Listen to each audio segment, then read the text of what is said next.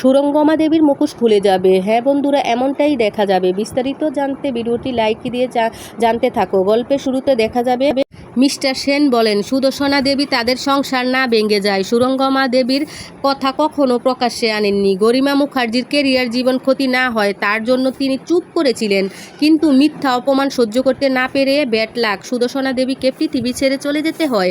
রেখে যান তিনি রোশনাইকে, কিন্তু রোশনাইয়ের জন্য তিনি এমন একটা অস্ত্র রেখে যান এবং আজও জানতে পারেননি, তার হাতে পৌঁছায়নি। আজ আদালতের সামনে সেই অস্ত্রটি পৌঁছাতে চাই।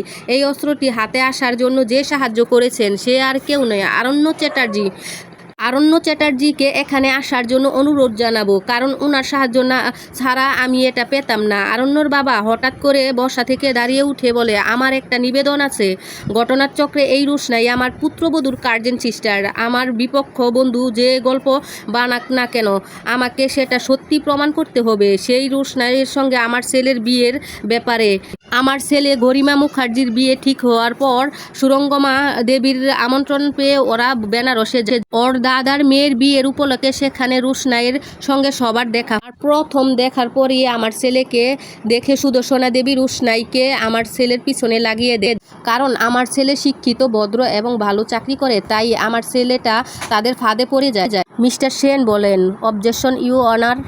আমার ক্লায়েন্টদের সম্বন্ধে এ ধরনের ভাষা বলতে পারেন না। আরণ্যর বাবা বলে, আমি একজন অ্যাডভোকেট। আমার বিপক্ষের ক্লায়েন্টদের সব কিছু জেনে আমি চুপ করে থাকতে পারি না, সেটা হতে পারে না স্যার। আরণ্যর বাবাকে পারমিশন দিয়ে দেন। হ্যাঁ বলেন।